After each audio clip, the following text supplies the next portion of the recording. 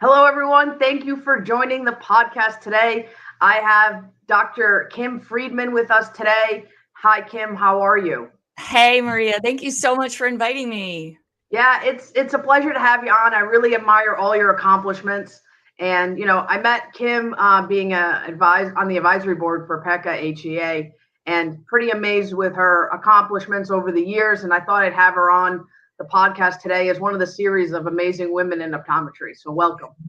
Wow. Well, I think if we're talking about amazing women in optometry, then I should be interviewing you, my dear. I mean, You've done a lot over the years. So, I think you're a great inspiration to a lot of young ODs and a lot of females out there as well, if and they can learn a lot from you. For those of you that do not know Dr. Friedman, she's a founding partner for Moorestown Eye Associates private practice in New Jersey, director of the eye care dry eye scent clinic over there as well. And she is the past president of New Jersey Society of Optometric Physicians, a fellow of the American Academy of Optometry, Diplomate of American Board of Optometry, past clinical director of New Jersey and National Special Olympics Opening Eyes Program, and is the vice president currently for PRN, which is the number one eye ocular nutraceutical in the US, with almost 50,000 patients on it and about almost 4,500 offices that have partnered with them. She is on the advisory board for PECAA HEA, previously advisory board for Women in Optometry Magazine, has been on numerous television segments and prints, including the Rachael Ray Show and Philadelphia area morning programs. She has received numerous awards as OD of the Year in New Jersey, Young OD of the Year Award, VSP's People First Award, and Special Olympics National Recognition. And she lectures nationally and writes for various magazines. So welcome. And sorry for that. I messed up a little bit on that intro, but. Oh my goodness. No, you did not have to say that. And let's just clarify that I would certainly no longer classify as the Young OD of the Year Award. No, that would not work anymore. So you've come a long way over the years. You've accomplished a lot. What are some hurdles that you've overcome over the years as a practice owner? Well, this. I don't think you can be in business for a long time without facing some major hurdles along the way. You're going to have a lot of failures. You're going to have a lot of successes. But if I really think back to some of the more stressful times or some of the more hurdles through the years, I think there was a common theme. And I think that theme was that I needed to kind of get out of my own way. Oftentimes, like if we were facing a tough decision with the practice, like for example, every time we added a new doctor to the practice, we currently have a 5-doctor OD group practice. Every time we added a doctor, we would agonize. We would sit and look at schedule grids and look at financial calculations, which are important to do. But I think that we spent a lot of time really struggling with ourselves, getting out of our own way to pull the trigger and hire that next doctor. And every single time we did it, it was sort of like, why didn't we do this sooner? The same thing happened when we would purchase a major piece of equipment or add a subspecialty to the office. There was always this tendency to be a little fearful that, can I climb this hurdle? Am I going to fall on my face? Is it going to be successful? And every single time it was either successful, we should have done it, we should have pulled the trigger sooner, we could have done away with all that angst that we were creating for ourselves. They weren't all home runs, but every single one of them we learned from, we gained something from. So I think my biggest hurdle is getting out of my own way. What are some tips for ODs starting their own practices today? So I think probably the biggest thing I learned today so far in my, over 30, almost 35 years of practice at this point, is the staff that you surround yourself with are so crucially important. First of all, you're going to be spending a lot of time with these people, more time with these people than you do with your family. Let's make sure they're people that you enjoy spending time with. You don't want to be surrounding yourself in a situation where you're not unhappy to be there. But I think what I learned the most when it comes to staff management is I hire on personality and I can train the rest. I can't train somebody to be compassionate or nice to patients or patient with the, the 95-year-old that takes a little longer to answer questions and things like that. I have to really hire on personality first, and then I can train the rest. And that's probably the biggest tip I would give anybody who's in a private practice or starting out right now, a corporate practice, private practice, whatever, starting right now. Yeah, I think that's true. I have a private practice and a corporate practice, and my office manager, my private practice helps me manage both. And great personality. Patients love her. Stuff that I don't want to deal with, she can deal with very easily. I mean, yeah, it's and she cares about the business. So yeah, I mean, I'm happy to pay and whatever else needs, because you can't find good staff and people that actually care about your business. So yeah. I think that's super important. It makes our lives so much easier, right? And right. Haven't there been times in your practice in the past where maybe we didn't have the right mix? And how much stress does that add to your life? I mean, that it can monopolize time, and we've got a lot of things that we're juggling. No, you're right. So, and then what you said before, you're looking at metrics and then, so now with, I've done the same thing. I'm like, should I do this? And then, you pay, I bought an OCT for the practice remodel, and then, you gave that rate. I gave that raise because I'm happy to do that, and pay a lot more than the other offices are, because I don't have to worry with stuff. I can leave the office and know that stuff's going to get done, and things that how I want things to be accomplished. And that's been a huge thing for me in my practice. You're right. Time. When I have kids, I have to leave. I have to do things. I know that the patients are getting taken care of, and the staff is working as if it's their own. Right. So for me, you're right. That's some great advice on those two questions. What are some advice that you can give like young female ODs trying to balance a family and running business? Because lately with COVID, everything's just been tough. Yeah, it's really tough. I must say that in my personal experience, I was lucky. My business partner also happened to be my husband at the time. We both graduated from PCO together. So we really did a bit of a divide and conquer technique. When one of us was at the office, one of us was home, taking care of the fur babies and the human babies, and, making sure that everything was sort of balanced in both the home world and in the work world. But obviously, not everybody kind of has that situation where they have a business partner that balances their home and work life, or maybe they're independent at this point and they don't have a business partner to split those duties with. So it's tough. I think that the important thing to remember is to have some level of work-family balance that feels right for you. And you have to turn down the volume of all the people that are telling you what to do. You really honestly shouldn't listen to me. You shouldn't listen to Maria. You shouldn't listen to your mother-in-law. You shouldn't listen to your neighbor. The reality is that some of us want to go full steam ahead in our careers and really, put our emphasis there. Not that we're ignoring family life, but we have a strong passion for career trajectory, and that's great. And some of us feel like, you know what? Yeah, I did go to school for a really long time, but, I'm going to take a 10-year break here and I'm going to stay home. That's fine too. And everything in between. So I really kind of feel like the important thing is to listen to your own inner guidance, your own inner awareness, and what's right for you, and not worry about whether that's right for the person that graduated with you. The one thing in my life that if I look back, the one thing that I would probably go back and change a little bit is in my early 30s, I might have given a little less work time and a little bit more family time. Not that I, was 100% work. I did stay home for a number of years, but if I had to do it over again, maybe that's just the melancholy of being a empty nester at this point, but maybe I would go back and give a little more time to family. Yeah.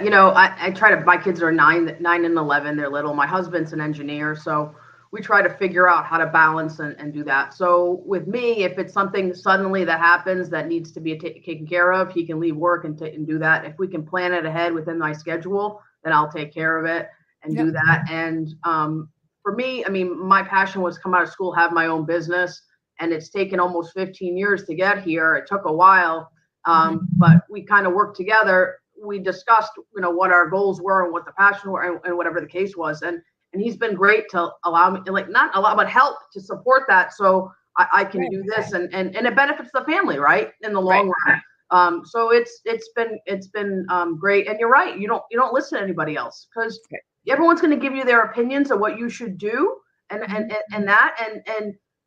we come from a Greek family, and there's a lot of other, those kinds of things that they want you to be as a mom and things like that. But for me, my kids come to work with me, and sometimes patients can hear them fighting in the basement and the office, but it's part of who I am, and the patients have to accept that too.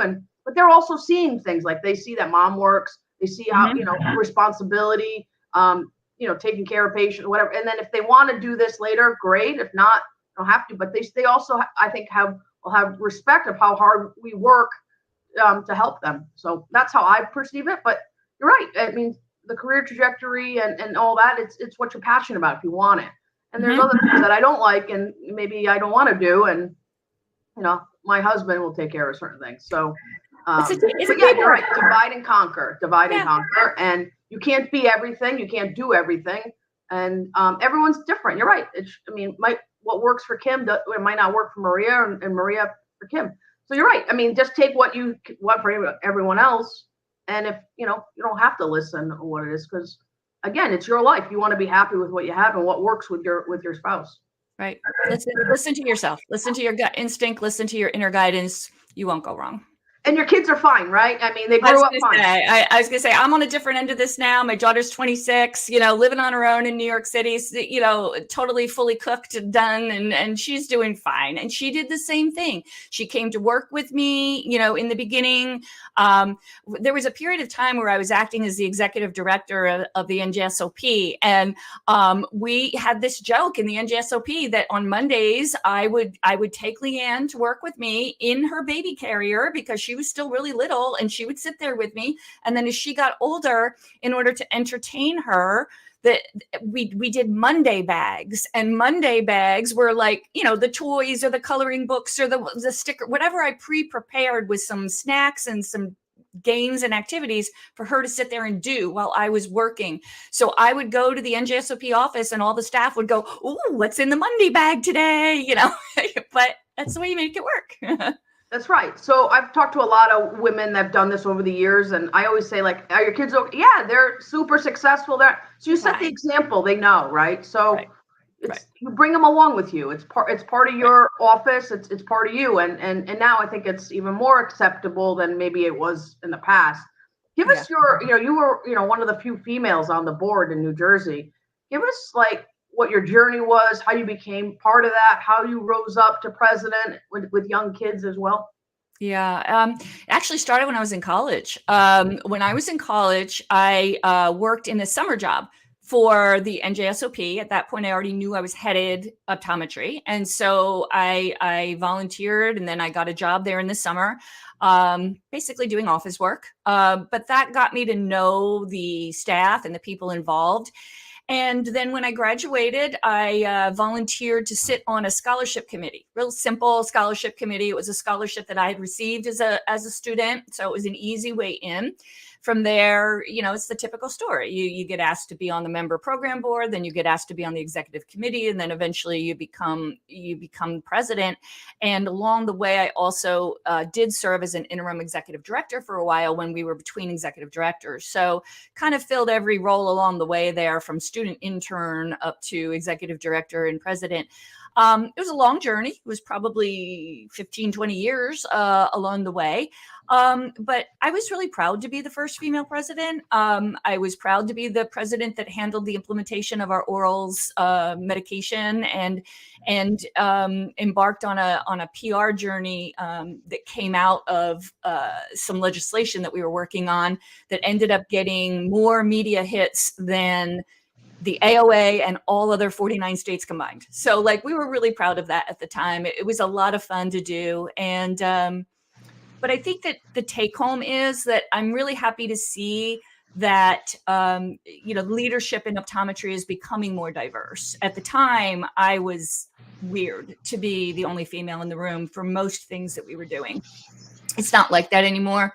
Many of the state's leadership is very diverse, welcoming to a more representative appearance to what our profession is today and what we see in the school system. So I really appreciate where it's going. Takes a long time, but I think we're getting there.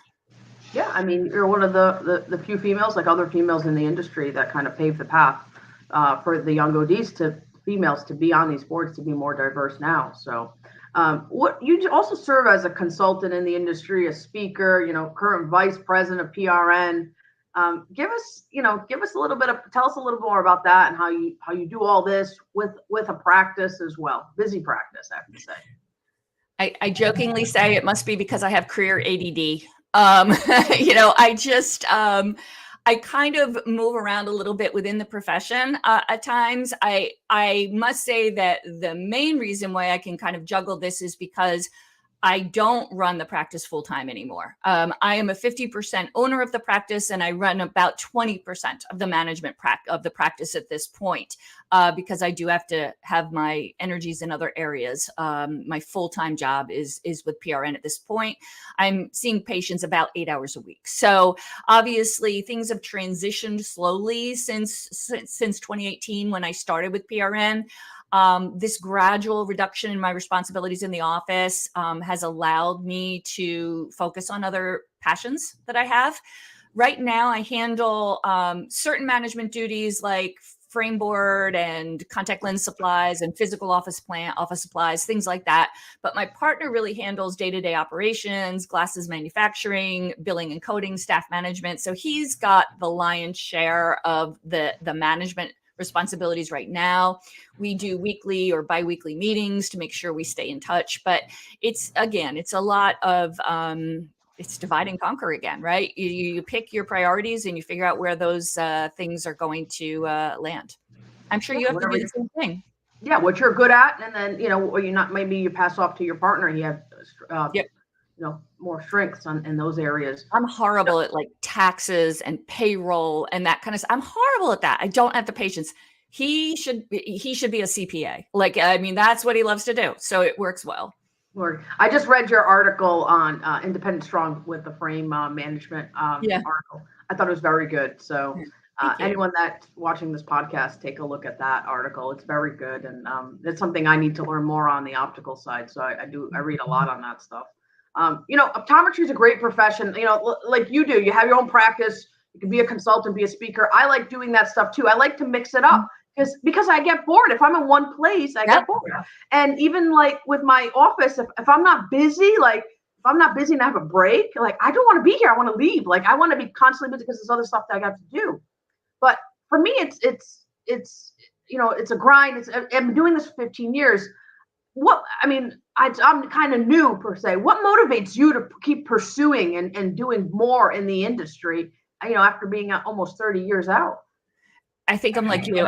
I get bored. I have to keep reinventing myself. I think our profession, though, honestly, is phenomenal. I think it's phenomenal, period. I think it's particularly phenomenal for women because it does give us this ability to have balance and try different things. Like when we were in school, I just kind of thought that I would see myself sitting in an exam room, with a phoropter and a slit lamp for the next 40 years. And then I would retire to Florida. That's kind of how I saw it going. But so many opportunities started to present themselves through the years. And I think the only difference is that, like you, I said yes. When things came up, I said yes. I didn't say, I don't think I can do that. Oh my God, in front of a television camera? Are you kidding me? I don't know what I'm doing. I wasn't afraid to fall on my face and make a fool of myself. And, so if you say yes and you stick your neck out there, I've gone from being an employed corporate OD to a private practice employed OD to a practice owner OD to an executive director of NJSOP, to a television personality in Philadelphia television, to a consultant for Allergan Alcon, blah, blah, blah, and to now doing PRN. And it was just honestly because I said yes to opportunities. Yeah. I'm laughing because it's the same thing. Like I tell my husband, I'm like, hey, I got this opportunity. They just contacted me. And I said yes. And he goes, how are you going to do all this? I said, I don't know. We're going to figure it out. Right.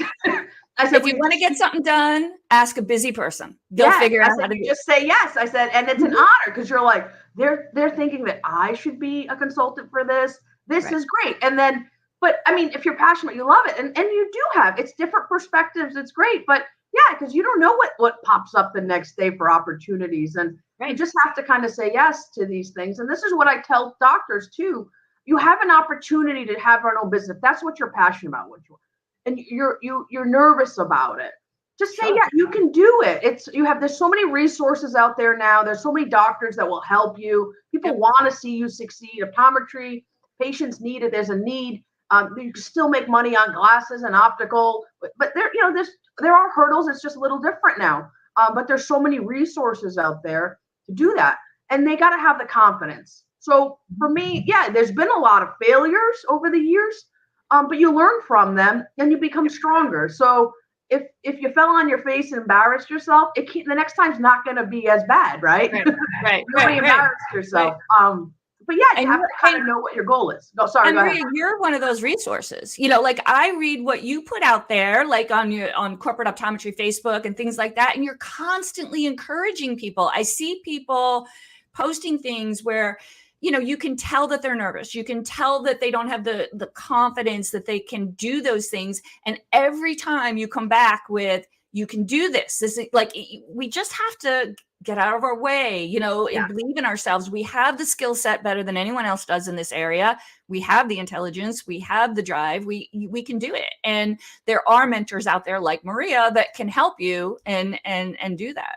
That's right. I did talk to one doctor yesterday, the day before on the phone, and wanted to take over a Target sublease and was a little nervous and things like that. I said, what do you have to lose? I mean, even if it doesn't work out, you got 60 days, right? And you try it and you see, because ideally he said to me that if he might want to just do his own practice. I said, well, this is the easiest way, right? I mean, if you find out you don't like it, there's really no big cost to it, right? And then you kind of see. So for me, when I I gain a lot too from these people too. I get a little energy from it. Talking to you, I get energy from it.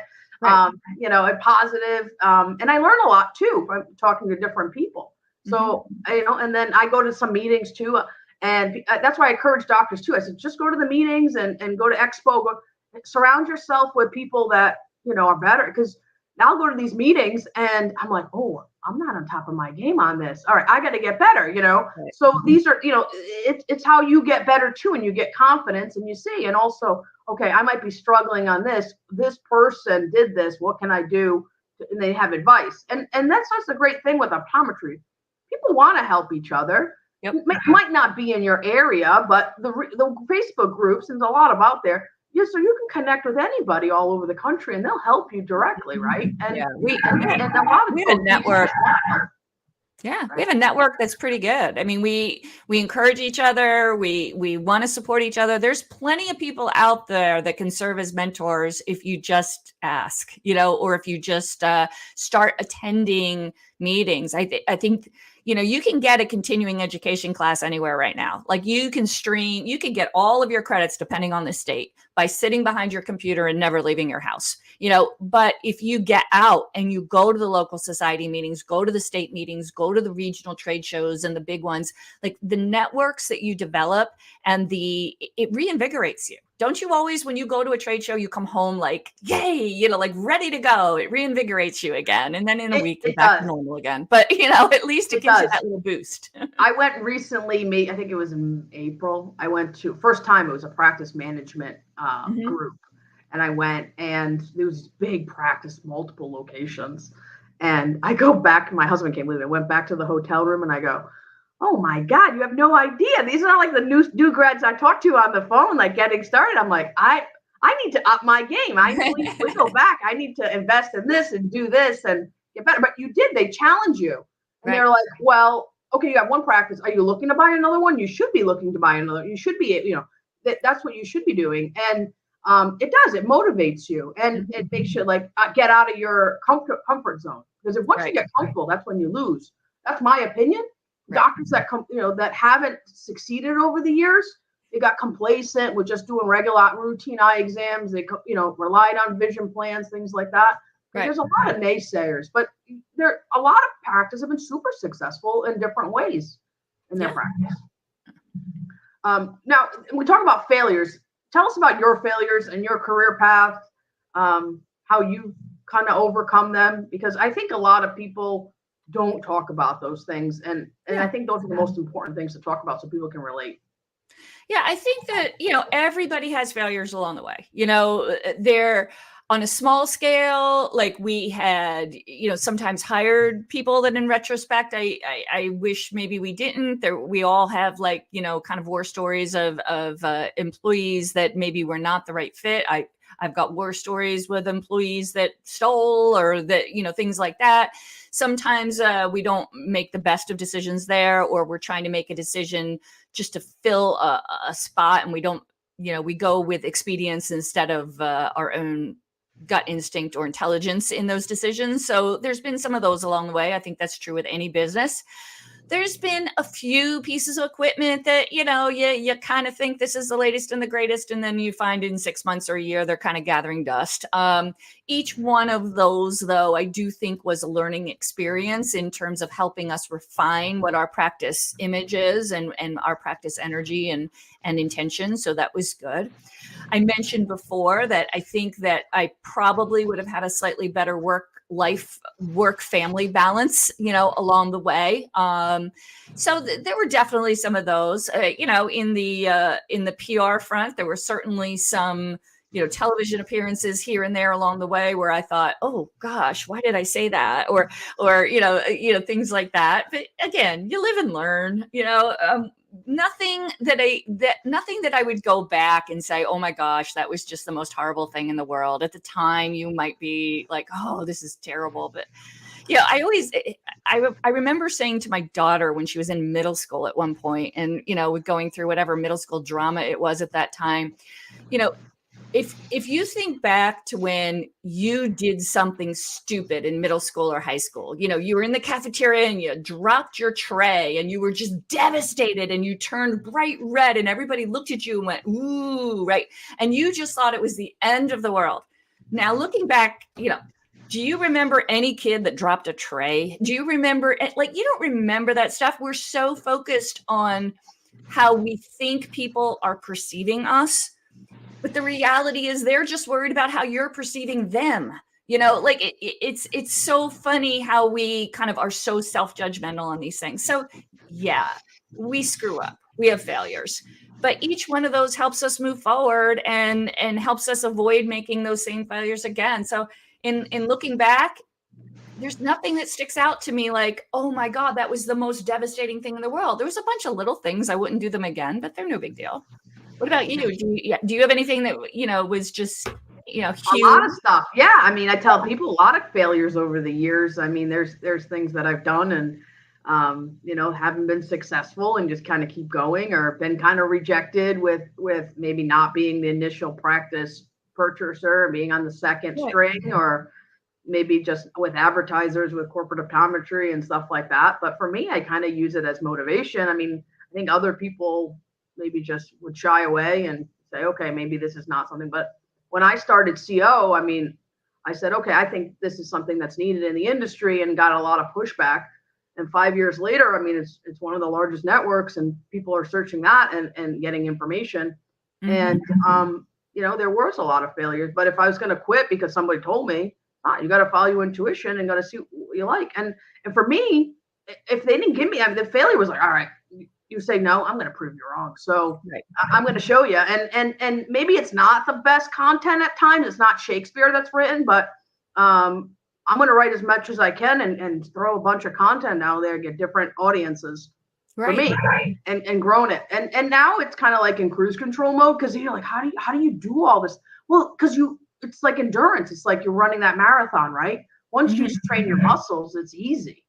And it's just like, oh, I got free 15 minutes, I can squeeze this through, And the more you do it, it's just like your exam. You started out to come out of school and you're nervous because your exam we first started refraction took an hour in clinic, right? Now, I mean, I had a company ask me to kind of teach their reps, and I don't even think about it anymore. How do you explain it? Because you just do it without even thinking now. And that's what that is too. And it's the same thing as running a business. So at first it's going to be tough. It's going to be, but once you get rolling and you get that comfort, then you can kind of multitask and do all that. And I'm a planner too, right? So I like to plan it, say I'm going to do this, and then all that, and then I'm going to take these couple of days off. We're going to do this. But I try to maximize my time. But for me, I mean, the failures are what motivates and kind of get back up. And sometimes you just gotta write them down and look at them every day, and just put your accomplishments too. So for me, I mean, there hasn't been it's starting to grow, but you still get failures now too. You still get rejection, and it's the same thing in the practice too. Maybe a patient doesn't like you or whatever. You get a complaint or something like that. That used to drive me insane. Like if somebody put anything less than a 5-star review, or if somebody complained about something, oh my God, I would take that so personally. I would struggle. Like I could literally cry at times way back when, like if somebody was unhappy about something or they're charging a contact lens fitting fee. That's ridiculous. Nobody should be charging that. And I'm like, what? No, because you're passionate about your business, right? So my husband's like, I have a bad review or whatever. You're like, well, it kind of messes you up for a couple hours, but you have to kind of forget that, ignore that, and kind of move on with whatever else is going on, because you don't want to take that home when you have young kids too, and be you want to be positive, because they take your energy too. Yeah. So you kind of want to be able to put that away. But if you're passionate about this, you want it to grow. You don't want to see that thing, but you kind of use it too. Sometimes you get that good perspective of what you can do better, but sometimes some of these reviews they're not necessary, unfortunately. Like I'm on the Board of Health in Rhode Island, and most of the complaints that come to the Board of Health are about fees, which is unfortunate, because we're doing our job, we're doing what's supposed to be doing, and it's unfortunate for that. One last thing. So you've been a TV personality. Tell us about your experience on Rachael Ray and what that interview was like. Oh, well, you know what, that aspect of my career life was a lot of fun. It was a lot of very early mornings. It was a lot of getting up at 3 a.m. and being in the studio by 4:30. But it was really fun. The way it all began was NJSOP had embarked on a PR campaign that had to do with some legislation that we were trying to work on at that time. Ultimately, we had hired somebody to send out press releases to the various television stations, newspapers at the time, and things like that. And lo and behold, a couple of stations would pick them up. And it started slow, with a couple of stations picking them up and saying, okay, we'll put you in on the 4 to 5 a.m. slot, where nobody's actually watching, just to kind of test me out and see what happened. Ultimately, I guess they liked what we were doing, because I had a monthly recurring segment on a morning television show in the Philadelphia area, and then a few little periodic segments that would come up on CNN or NBC or something like that, where it was it was Halloween, so we'd do a press release on the dangers of colored contact lenses. Don't get them from the gas station. And they would pick that up as a filler piece, and we would go and do those. So that was fun. And then I guess after a few years of doing that, there was a certain body of stuff out there on YouTube and Google and such. And what had happened was Rachael Ray was doing a show on the price of beauty. And it was basically things that can go wrong from beauty products. They were doing circle contact lenses. They were doing color contact lenses. They were doing false eyelashes. All this kind of stuff. They called me on a Tuesday at 5 p.m. and said, can you be here tomorrow at 9? And I was like, okay. So got on the train, went up to New York. We were filming the next day. So I found a lot of times with television, especially with the national broadcasts, a lot of times it was, can you speak on camera? Can you just speak off the cuff and not have prepared stuff? Can you just flow with it? And are you easy to work with and can show up on a moment's notice? If you could kind of check, they liked you, they kept inviting you back. If it was any drama, if it was, well, I can do Thursday at, then it wasn't going to work. So, but everybody was super nice there. Honestly, in all the television that I've done through the years, it's been a pleasant experience. You know what I think, when I've been doing some of these podcasts, the ones that are super successful, busy, I say, hey, can we do this podcast X time tomorrow or next week? Yes, I'll or this is the time I can do. And I've seen people that or if I ask them, they want to contribute to the group and things like that. I said, do you want to write an article, present it, and think yeah, no problem. They have it. And then other ones, if they just want to make a post, make it easy, it's not the same. So you notice the difference in work ethic in people too. And you're right. And that's how I think the broadcast companies too look at that. You have to be easy to work with, and you have to kind of be, quick to do so. But I'm sure once you're taking that train to New York, you're probably like, what the hell did I sign up for? Oh, can I be on live TV? Of course I can. Yeah, just tell yourself you can do it. It was, I remember going, what am I doing? It's one thing to be on the recurring, like, Good Morning Philadelphia program, but like, this is like Rachael Ray. Like, I remember thinking, what the heck am I doing? I also remember thinking, it is so freaking early. What am I doing on this train?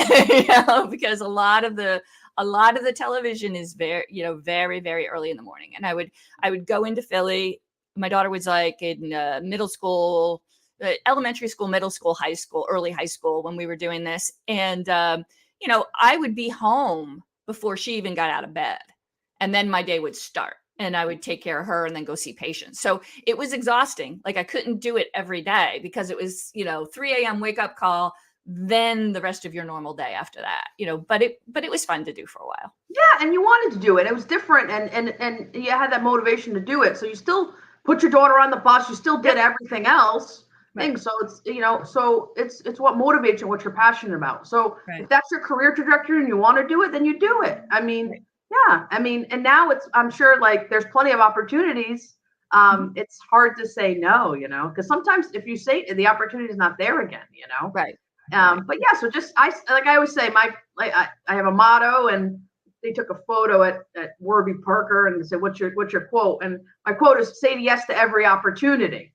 Yeah. And it goes with that, because other opportunities come out, even if it's not monetary. I say yes, because it connects you to different people. It gives you learn something from it, right? And you get something from it. And sometimes maybe just a small, maybe it's you giving something to somebody else that makes a big difference. Right. And you just get better. I mean, so it's just, if you're happy and you want to do that, there's a lot of opportunity in optometry.